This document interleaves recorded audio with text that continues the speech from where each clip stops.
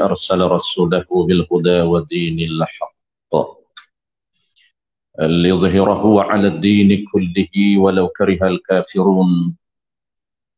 أشهد أن لا إله إلا الله وحده لا شريك له، وأشهد أن محمدا عبده ورسوله صلوات الله وسلامه على هذا النبي الكريم وإمام المتقين وقائد الدعاة المجاهدين وعلى آله وأصحابه أجمعين. اللهم علمنا ما جهلنا وانفعنا بما علمتنا واجعلنا من المخلصين. وصلى الله على سيدنا محمد وعلى آله وبارك وسلم والحمد لله رب العالمين. أما بعد. Terima kasih Al-Fadhil Pengurusi Majlis yang dihormati Al-Fadhil Tuan Nazir kita, Sahibul Fadilah Tuan Imam, seluruh ahli baitan kuasa dan tidak dilupakan yang saya raikan tuan-tuan muslimin muslimat. Mudah-mudahan kita diberi kebaikan, keberkatan di sisi Allah Subhanahu wa taala. Pertama sekali terlebih dahulu marilah sama-sama kita menyatakan setinggi-tinggi kesyukuran kehadrat Allah Subhanahu wa taala kerana dengan limpah kurniaannya kita diberi kesempatan, peluang dan kekuatan oleh Allah Subhanahu wa taala walaupun dalam suasana bercuti tuan-tuan, ramai yang bercuti, yang travel. Kita malam ni walaupun panggil apa, muk raya, bukan kita lah, orang lain lah, tapi tempiah tu sampai ke kita, turut sama. Mudah-mudahan kita panggil apa, diberikan kesempatan malam ni untuk seperti biasa tuan-tuan, kita akan memanfaatkan masa sebelum maghrib, sebelum isya ini untuk mengisi perbincangan berkaitan dengan modul Risalah Rukun Qauli. Kita akan sambung tuan-tuan dalam topik yang kedua, 5 ucapan rukun qauli dalam protokol sembahyang ini. Yang kita fokusnya adalah 5 bacaan wajib yang kita akan sambung bacaan yang kedua. Bacaan yang kedua tuan-tuan, dia ada di dalam kitab kita ataupun dalam risalah kita ini, dia ada 10 syarat sah. Tetapi yang kita fokusnya hanyalah lebih kurang 8 syarat sah membaca surah Fatihah. Jadi tajuk dia syarat sah membaca surah yang bernama Fatihah. Ada 10 perkara yang dinakalkan dalam kitab Sulamus Sibyan yang disyarah daripada kitab Hidayatus Sibyan, dan dinakal juga daripada kitab Al-Imam Baijur dan juga I'anatul Talibin, beberapa rujukan.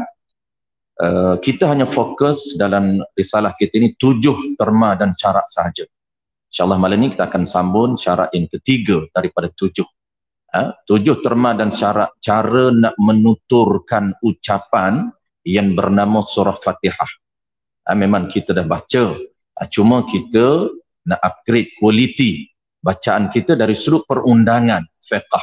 Apa syarat-syarat yang telah diperuntukkan oleh ulama ataupun oleh fuqaha ketika kita membaca skrip di dalam protokol sembahyang. Kerana sembahyang kita ini dia protokol, dan protokol ini Allah gabungkan daripada 2 jenis. Ada jenis ucapan dan ada jenis perbuatan. Ucapan pula ada 5, perbuatan ada 8. Dan gabungan kesemua itu jadi 13 jenis ucapan dan juga perbuatan yang kita panggil protokol menyembah Tuhan. Baik. Qala al-musannif rahimahullah subhanahu wa ta'ala. Syarat yang ketiga dan ketiga daripada 7 syarat menutur ucapan surah yang bernama Fatihah ialah mesti memelihara, yakni menjaga segala huruf Fatihah dengan betul dari segi makhraj dan sifatnya. Jadi syarat yang ketiga ni tuan-tuan, kita baca ataupun kita ucapkan ataupun kita baca surah Fatihah ini mesti betul walaupun tak tepat. Mesti betul dari sudut makharijul huruf. Itu paling asas. Dia dari fiqh tuan-tuan lebih ringan berbanding dengan tajwid. Kita tengok dari sudut level fiqh. Sebab itu dari sudut fiqh, cara kita menyebut semua huruf Fatihah, ada 141 huruf Fatihah tanpa dicampur dengan 14 tasydid. Kalau kita tak campur tasydid, bilangan huruf surah Fatihah 141. Dia ada 142, ada 156 mengikut cara perkiraan. Tapi asasnya pastikan kita tutur surah Fatihah ini yang 141 huruf itu betul dari sudut makhraj. Maksud apa tuan-tuan? Maksud dia pastikan ucapan kita setiap huruf itu dia tak bertukar dengan makhraj huruf lain. Walaupun standardnya tak tepat, tak cantik macam orang lain baca, tak cantik macam Qori baca, tak cantik macam Iman baca. Tetapi betul dari sudut makhraj, tak bertukar dah dengan makhraj huruf lain, maka status Fatihah kita itu sah. Itu dia punya disiplin dia. Jadi pastikan kita jaga setiap huruf, jangan tambah huruf lain, jangan kurang huruf. Jangan tambah, jangan kurang. Dan pastikan setiap lantunan vokal kita, pastikan standard makhraj huruf tidak bertukar dengan makhraj huruf lain. Itu asas. Baik, contoh tuan-tuan. Kalau tak cukup huruf, maka tidak sah Fatihah. Status bacaan Fatihah kita tidak sah. Contoh macam mana tak cukup huruf?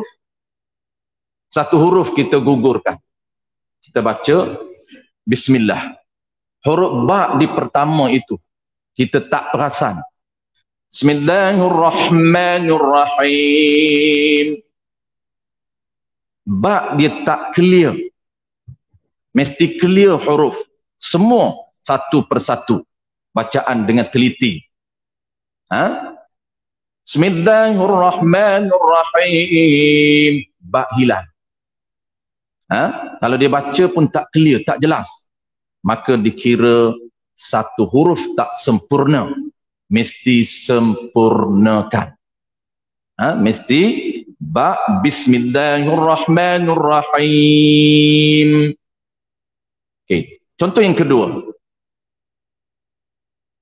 jangan bertukar makhraj setiap huruf.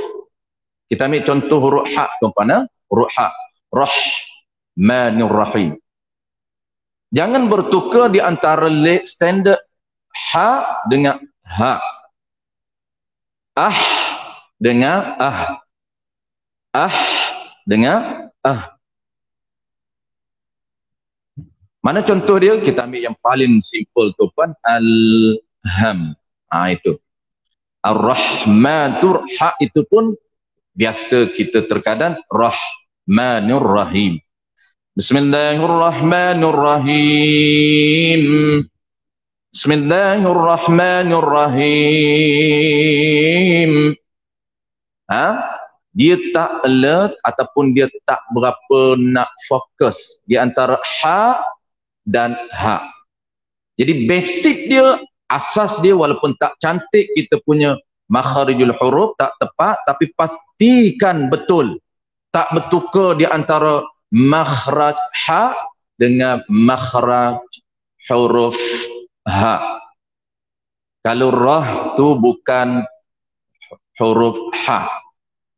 Walaupun mahmud sifat ha kita tak cantik clear, rah tak cantik punya ciri karakter hak, tak apa. Maksud tak apa tu tak apa dari sudut fiqh. Tak cantik pun dikira sah bacaan. Cuma nak kena upgrade kualiti sahaja. Tapi kita nak cerita asas sahaja. Jadi contoh macam mana yang paling mudah tuan-puan pada alham. Alhamdulillahi Rabbil Alamin. Dia bukan ha tapi dia ha. Alhamdulillahi Rabbil Alamin. Bukan alhamdulillah. Alhamdulillahi Rabbil Alamin. Alham, maka bukan Fatihah. Kita menukarkan huruf ha kepada huruf ha. Menukarkan makhraj huruf, maka tidak sah status Fatihah kita. Apabila tidak sah status Fatihah, hukum dia wajib i'adah. Dia tidak menjadi auto batal sembahyang kita. Dia wajib i'adah, repeat balik. Kerana bacaan kita tak betul makharijul huruf. Itu contoh yang kedua. Contoh yang ketiga tuan-tuan, kita nak ringkaskan masa, kita ambil tiga contoh saja.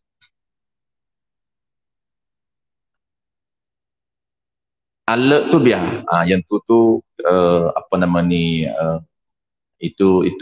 contoh yang kecil. Bukanlah yang kecil, maksudnya kita nak yang besar-besar. Ada juga orang baca alert, alham, dia hidupkan lam.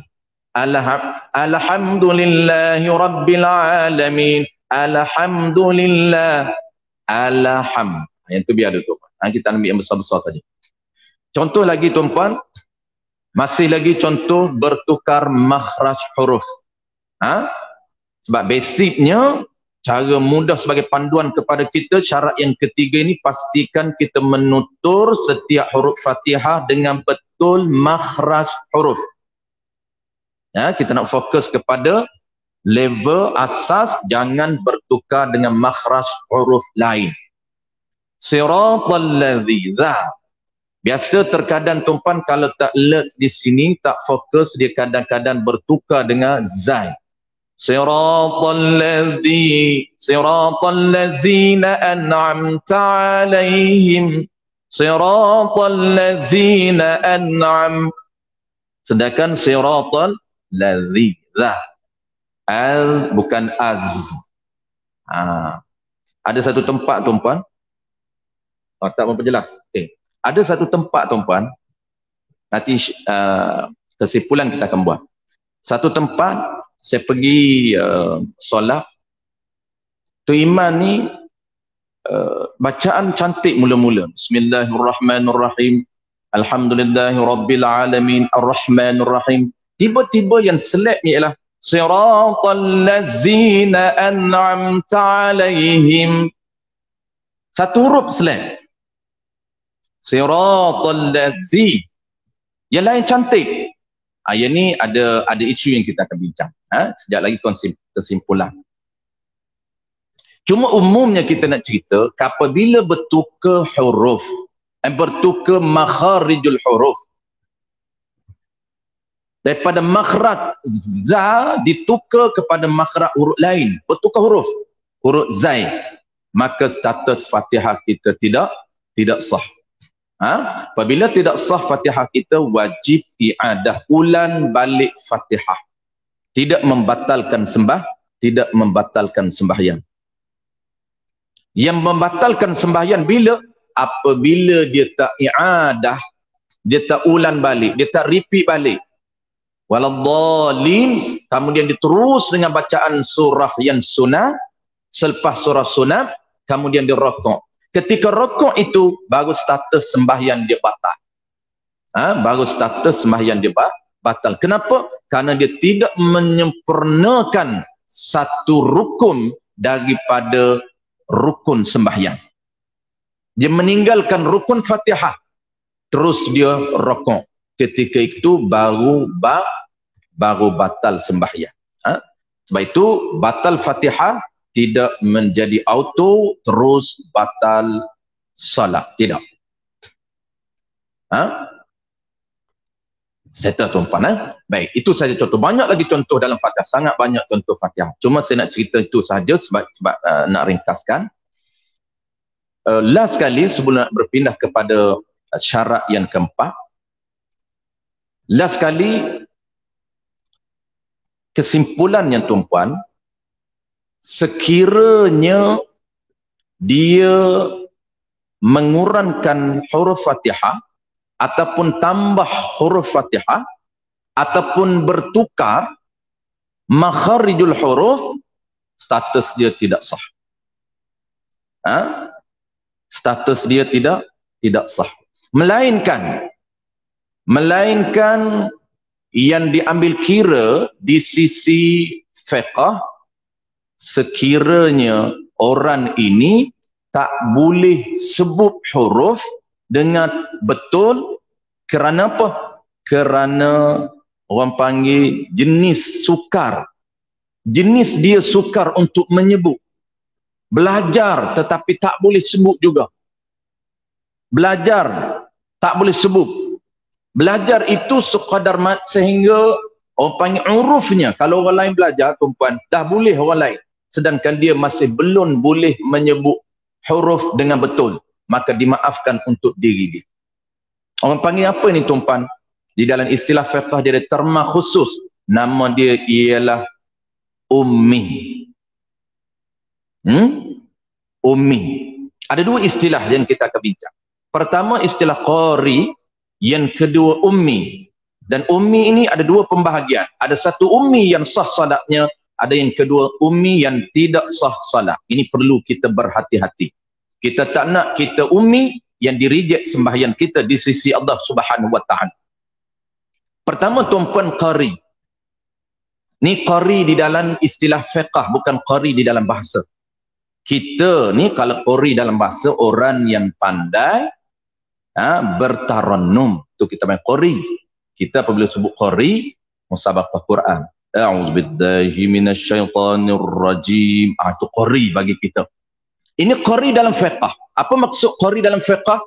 Orang yang boleh ataupun orang yang pandai membaca bacaan yang wajib di dalam sembahyang. Bacaan 5 yang wajib ini dia boleh. Bukan tepat, boleh dipanggil qari di dalam fiqh. Ini istilah fiqh, bukan istilah bahasa. Walaupun baca tidak ada lagu. Ada lagu tapi lagu dia lah. Bukanlah Hijaz, bukan Bayati, bukan Nahwan. Lagu apa ni? Lagu dia lah. Bukan lagu standard. Tidak. Setiap orang dia ada lagu. Mana ada tak ada lagu? Mendatar pun lagu juga. Suara. Intonasi suara. Lagu tu dipanggil intonasi suara. Walaupun tak tepat, tapi betul di sisi fiqh, maka dipanggil qari. Ini orang yang pandai membaca bacaan wajib dalam sembahyang. 5 sahaja. Walaupun bacaan sunat dia tak boleh, tetap dinamakan qari. Status dirinya sah sembahyang dan diri dia boleh diikut oleh orang lain. Bacaan pertamanya ialah takbiratul ihram. Betul dia, Allahu Akbar. Bacaan yang pertama. Dia ambil kira 5 bacaan wajib. Bacaan yang kedua ialah surah Fatihah. Bismillahirrahmanirrahim waladhdallin. Bacaan yang ketiga tahiyat akhir. Dan bacaan keempat selawat selepas tahiyat akhir. Bacaan kelima ialah salam. 5 ini dia boleh baca dengan betul. Dipanggil qari dalam fiqh. Walaupun bacaan sunat tak boleh. Rabbi ghafirli, tak boleh baca. Tak boleh baca dia. Tak boleh baca, jangan baca. Orang kita kadang-kadang kalau sunat, dia kata tak apa sunat. Dia hantam juga. Dia baca ikut dah. Allahu Akbar kabira, walhamdulillahi kathira, wa subhanallahi bukratan wa asila. Wajjahtu wajhiya lilladzi fataras sama. Dia tak boleh baca. Tapi dia baca mengikut lughah, mengikut bahasa dia. Tak jadi bahasa syarak, tak jadi bahasa Quran. Maka itu haram. Karena sunat baca, nak baca wajib baca dengan betul. Itu dia punya formula. Bukan kata sunat baca boleh baca dengan tak betul. Bukan. Jadi kalau dia tak boleh baca sunat, tak apa, dia tak baca. Dia hanya belajar yang wajib sahaja, maka dikira dia qari. Ada satu lagi istilah, nama dia ialah ummi. Ummi di dalam fiqh, bukan ummi di dalam bahasa. Ummi dalam fiqh ni tuan-puan, orang yang tidak pandai membaca bacaan yang wajib dalam sembahyang, dinamakan ummi. Walaupun bacaan sunat dia belajar, bacaan sunat dia belajar, tapi bacaan yang wajib dia tak belajar, tetap dinamakan ummi. At-tahiyya, domai at-tahiyya, at-tahiyyatul mubah, at-tahiyya, at-tahiyya, at-tahiyya. Dia baca at-tahiyya, bukan at-tahiyya. At-tahiyya tu cantik dah tu tuan-puan. Ada teruk lagi at-tahiyya, teruk lagi. Dia main hantam bahasa dia. Nak dia baca bukan mengikut bahasa Quran, tapi dia baca diterjemahkan melalui bahasa Melayu. Tu bahaya tu. Tu jadi at-tahiyya.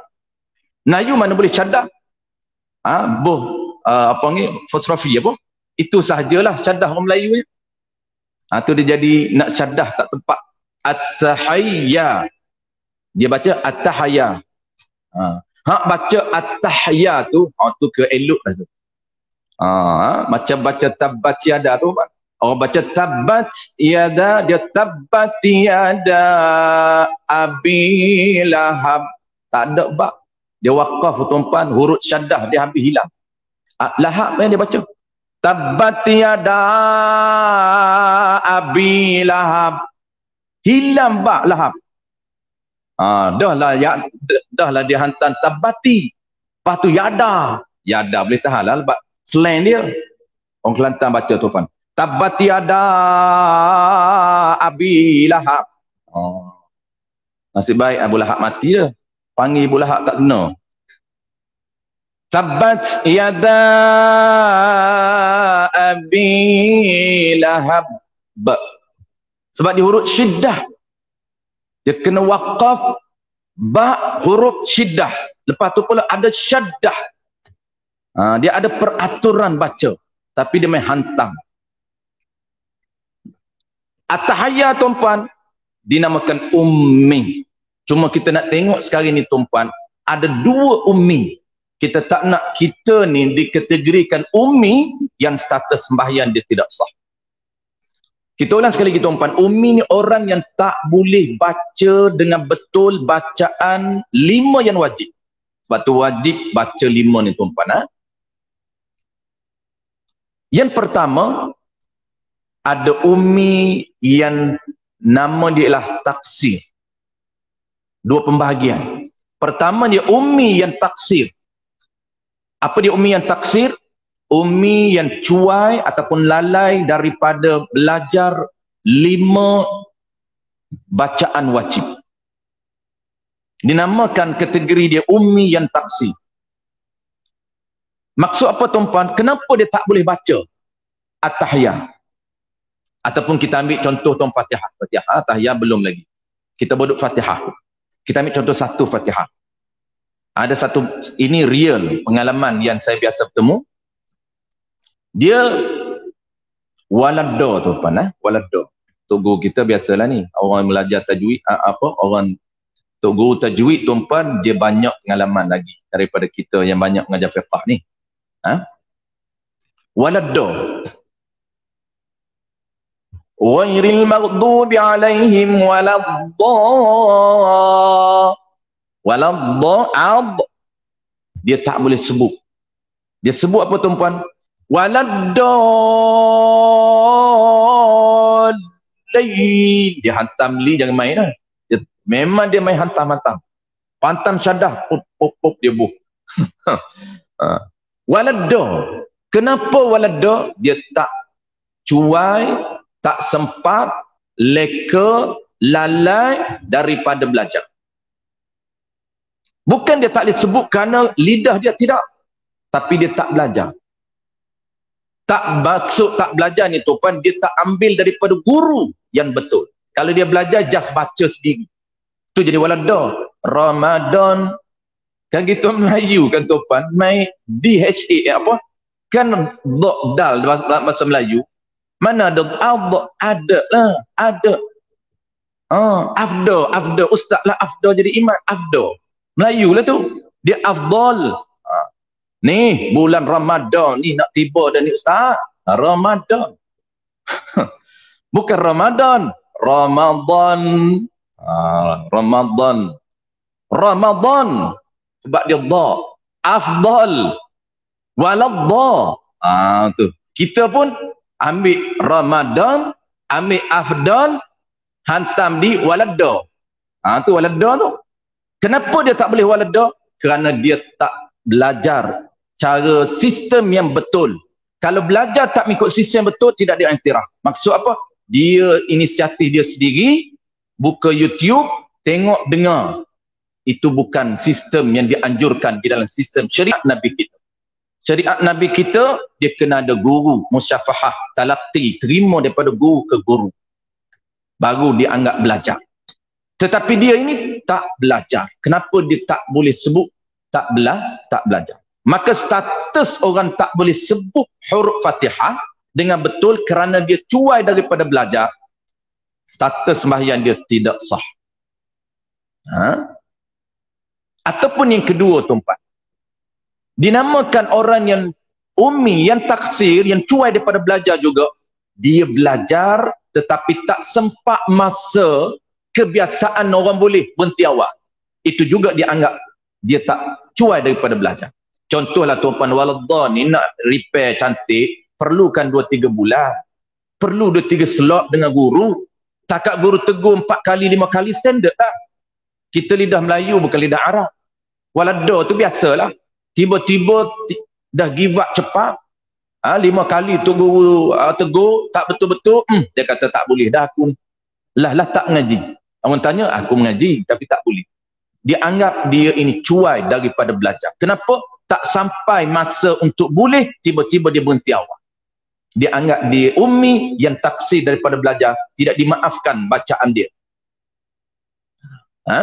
Ada satu yang dimaafkan. Ini. Satu ni tuan-tuan, nama dia adalah ummi yang ghairat taksir. Ummi yang tidak cuai daripada belajar.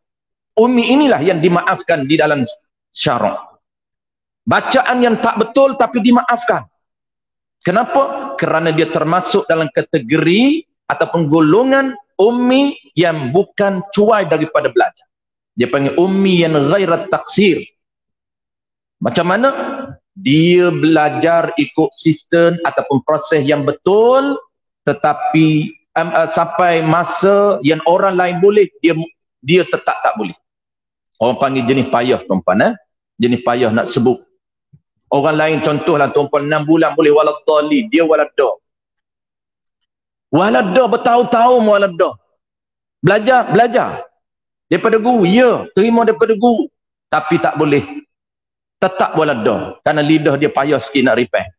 Maka golongan ini tuan-tuan dimaafkan. Kesalahan waladha, sah waladha. Ataupun contoh saja waladha ni huruf-huruf lain. Alham tak boleh sebut, alham tak boleh sebut. Orang kata alham, alham. Alham, alham. Alham, alham. Tekan lagi kuat dia baca ham. Tak boleh. Berapa lama masa pada urufnya orang lain boleh tapi dia tak boleh. Maka barulah dianggap dia dimaafkan. Dia panggil bacaan yang tak betul yang dimaafkan di sisi syarak, diterima Fatihah dia, diterima sembahyang dia. Status dia sembahyang dia sah. Cuma isu dia dibincang dalam kitab I'anatul Talibin, dibincang juga dalam kitab Sulamus Sibyan jilid pertama. Musannif Sulamus Sibyan, tuan guru saya ni, dia nakal daripada kitab I'anatul Talibin, dia nakal juga daripada kitab Baijuri, dia masukkan dalam kitab dia. Ada isu yang dibincangkan, boleh tak dia nak jadi imam? Dia nak jadi imam. Yang saya cerita tadi tuan-tuan, salah seorang imam di satu surau ini, yang lain cantik tapi Z saja. Kita boleh tahu tuan orang baca tiru dengan baca belajar ni, kita boleh tahu. Kalau semua cantik huruf lain, satu saja huruf yang dia tak boleh, makna dia belajar. Apabila kita tanya AJK, dia kata ya, Imam ni memang dia belajar tajwid. Cuma dia kata Zai tu saja dia tak boleh. Maka settle, boleh ikut dia. Jadi status tuan-puan ada dua pandangan, qaul dhaif dan qaul mu'tamad. Qaul dhaifnya, kalau ummi yang ghairat taksir, ummi yang dimaafkan pada diri dia, qaul dhaif boleh diikut. Kita yang qari ni boleh ikut. Tetapi ingat itu qaul dhaif. Mana okeylah qaul dhaif pun, kita duduk belakang tak payah mufaraqah lah. Boleh. Tapi qaul mu'tamad, qari, orang yang elok bacaan Fatihah dia, tak boleh dia ikut iman yang ummi, walaupun ummi yang ghairat taksir. Itu qaul mu'tamad. Tapi kita nak ikut boleh sebab ada qaul dhaif. Asalkan dia ini ummi tapi ghairat taksir, itu saja. Jangan ikut ummi yang taksir. Memang awal-awal lagi. Awal-awal lagi jangan ikut. Takbir kita, takbir yang tidak sah. Bukan batal. Sebab kita tahu dah bacaan dia tak betul. Tiba-tiba nak ikut lagi. Tak boleh, tak sah bacaan kita. Tak sah sembahyang kita. Ada satu pandangan lagi. Dia kata, ini pandangan yang ketiga. Just saya sebut saja. Just tuan-puan ingat dua saja. Mu'tamad dengan dhaif. Jadi dhaif boleh ikut asalkan dia belajar. Dia salah ni sebab dia tak boleh sebut, dia dah belajar, boleh kita qari pun, dhaif. Tapi kalau pandangan mu'tamad tak boleh. Dua pandangan tu pandang. Ada satu pandangan yang ketiga. Dia kata game ummi yang ummi ni, walaupun ummi yang ghairat taksir, walaupun memang dia dah belajar tapi tak boleh sebut, tetap waladah, maka jemaah di belakang ini tak boleh ikut. Sama ada qari tak boleh ikut, ataupun ummi tak boleh ikut. Maksud ummi sama ummi, melainkan dia kena sama tempat. Melainkan yang boleh ikut ialah gen ummi yang sama dengan iman. Iman ummi di mana? Ummi di walada. Maka jemaah mesti juga ummi walada juga. Gen walada boleh ikut. Ini pandangan yang ketiga. Semua surah tu imam walada, jemaah walada, boleh ikut. Ini pandangan ketiga. Kita bolehlah tuan-puan. Cuma kita qori di belakang ni, dia tak puas hatilah. Qori ni bukan qori taranu tu. Tuan-tuan jangan duk ingat qori tu. Qori ni kita boleh lah. 5 ni boleh. Cekap lah 5 ni tak betul pun. Tak cantik pun. Tiba-tiba siratal lazi. Kita pun lain macam lah. Kalau nak ikut qaul dhaif boleh, tapi nak mu'tamad tak boleh. Mu'tamad tak boleh ikut walaupun dia belajar. Kena cari imam yang sempurna. Surau ni tak apalah tuan-tuan. Sebab tu ada pemilihan. Tengok dalam kitab apa tuan-tuan lupa nama kitab. Senarai afdal nak tolak iman ke depan. Ni fiqh ni, bukan kena tahu. Jadi afdalnya tuan-puan, kalau iman tu ummi, walaupun satu huruf ummi, dia tak mendapat pahala afdal. Tidak ada afdal. Afdal lain. Tapi surah ni tak apalah, tak ada. Dia je ada. Dia je yang terbaik. Dia lah naik. Terbaiknya tuan-puan, cari iman yang qari. Yang afqah, yang aqra. Afqah dengan aqra tu dia ada khilaf. Qaul mu'tamad afqah dulu, mahir fiqh pertama. Baru duk nombor 2 itulah aqra, mahir qari. Mahir qari. Yang qari. Ada ulama kata qari dulu, baru afqah. Tapi mu'tamad afqah dulu sebab nak solat.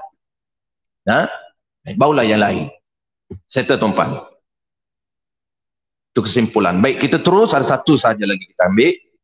Yang kedua tuan-tuan, kita dah nak isyak kan? Kita dah isyak. Satu lagi. Qala al-musannif rahimahullahu ta'ala. Yang keempat, syarat yang keempat daripada 7 syarat membaca surah yang bernama Fatihah. Apa dia?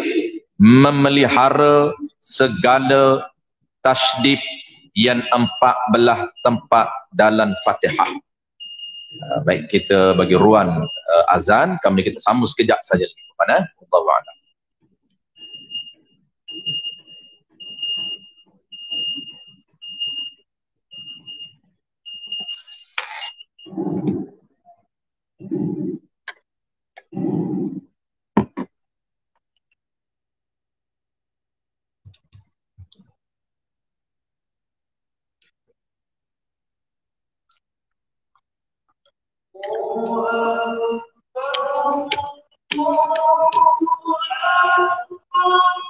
Allahu Akbar, Allah.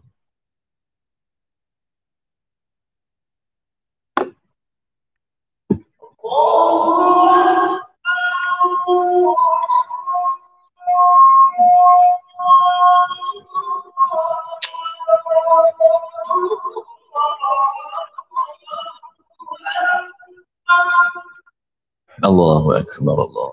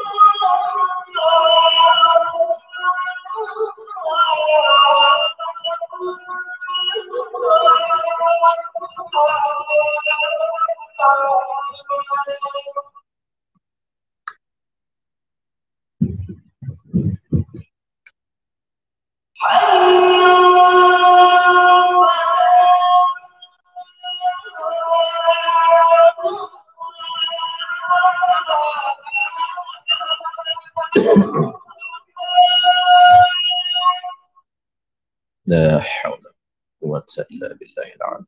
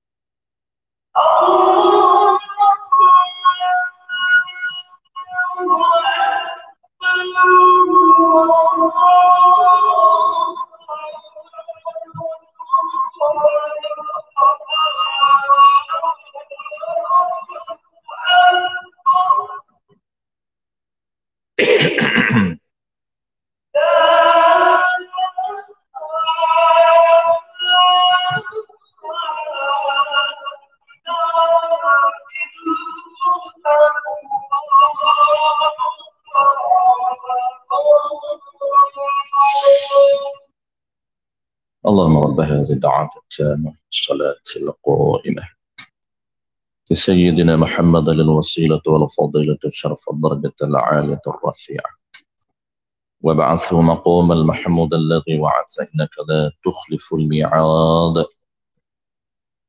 Baik, sekali lagi tuan-tuan, syarat yang keempat, insyaAllah syarat keempat kita akan sambung ke datang, cuma saya nak bagi intro saja sebelum kita akan sambung bulan depan. Syarat yang keempat, qala al-musannif rahimahullahu ta'ala, keempat daripada 7 syarat menuturkan ucapan yang bernama surah Fatihah ini mesti memelihara, yakni menjaga segala tasydid yang 14 tempat di dalam surah Fatihah. Kalau yang syarat yang ketiga, kita kena jaga segala 141 huruf. Jaga, tutur, pastikan lantunan vokal kita menepati ataupun betul dari sudut makharijul huruf. Yang keempat pula tuan-puan, sebab Fatihah dia ada huruf dengan tasydid. Yang keempat pula yang kita kena jaga, lantunan vokal kita ni mesti kita jaga cukup tasydid 14. Jangan tambah, jangan kurang.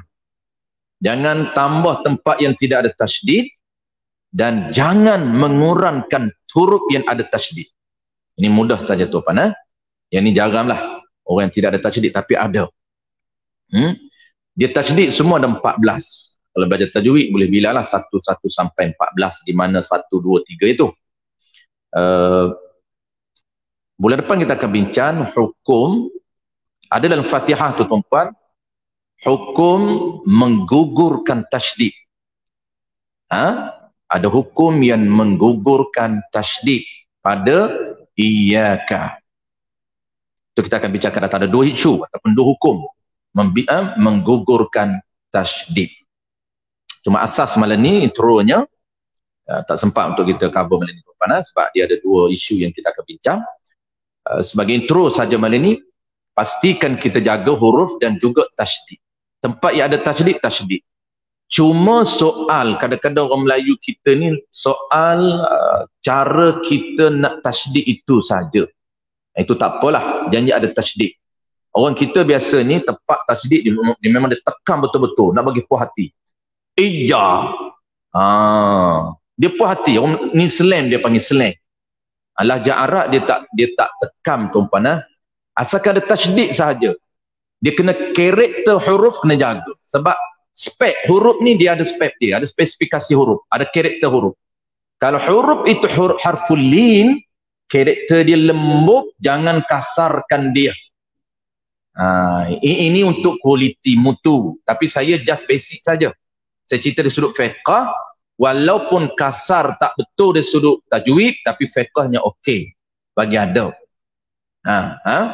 Cuma nak bagi cantik, itu kita tambah belajar lagi dari sudut ilmu tajwid dan tambah lagi slang ataupun lahjah.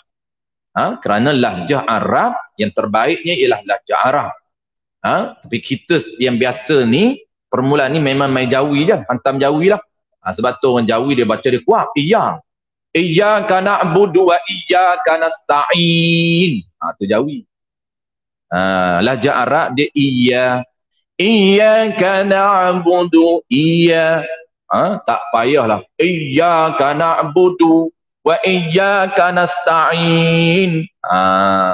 Tapi kalaulah dia ni dah iyya ni lama dah, okey lah, ada syadah. Jangan tidak ada syadah. Iyyaka na'budu wa iyyaka nasta'in. Itu tidak ada syadah.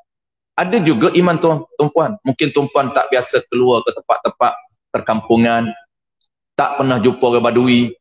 Ada imam Badui baca iyyaka na'budu wa iyyaka nasta'in. Iyyaka na'budu wa iyyaka nasta'in. Level dia hebat dah tu, level dia. Kita duk biasa dengar imam, masya-Allah imam kita. Kita tinggi, higher stage kita. Puan-puan tak biasa dengar pelik-pelik ni. Saya ni banyak travel tuan-puan, masuk kampung, hantam sungguh imam dia. Sirah pun ada tuan-puan. Tak boleh sebut sirah. Siratal ladzina an'amta alaihim ghairil maghdubi alaihim waladdallin. Apa nak ikut kita tu apa? Ghairil maghdubi alaihim waladdallin. Ucap tadika. Kita tuan-tuan mungkin tak pernah bertemu. Maknanya kita belajar itu praktikal. Tuan-tuan je tak pernah belajar, tak pernah bertemu dengan iyyaka na'budu wa iyyaka nasta'in. Kalau iya memang tidak ada syaddah. Syaddah kan di iyyaka na'budu wa iyyaka nasta'in. Insyaallah tuan-tuan, bulan depan kita akan fokus pembahagian hukum membaca tanpa tasydid pada ayat Fatihah. Ada dua hukum. Yang pertama haram dan boleh membawa kepada kufur serta batal salat. Yang kedua batal bacaan Fatihah dan wajib ulang bacaannya. InsyaAllah kita akan sambung bulan depan tuan-tuan. Bulan 3. Bulan 2 kita rehat. Sebab bulan 2 dia tidak ada minggu kelima. Kita ni special sikit. Kita hanya minggu kelima saja. Kalau tahun yang tidak ada minggu kelima, kita rest. Jadi adalah juga rest. Kan? Ni tidak ada rest ni. Perempuan ni. Hari-hari kuliah ni. Bagilah peluang tuan-tuan rest. Wallahu a'lam. Bismillahirrahmanirrahim. Alhamdulillahirabbil alamin. Wassalatu wassalamu ala asyrafil anbiya'i wal mursalin wa ala alihi wa ashabihi ajma'in. Allahumma faqihna fid din wa 'allimna ta'wil waj'alna minal ulama'il 'amilin waj'alna minal mukhlisin waj'alna min 'ibadika as-salihin. ربنا آتنا في الدنيا حسنة وفي الآخرة حسنة وقنا عذاب النار وصلى الله على سيدنا محمد وعلى آله وبارك وسلم والحمد لله رب العالمين.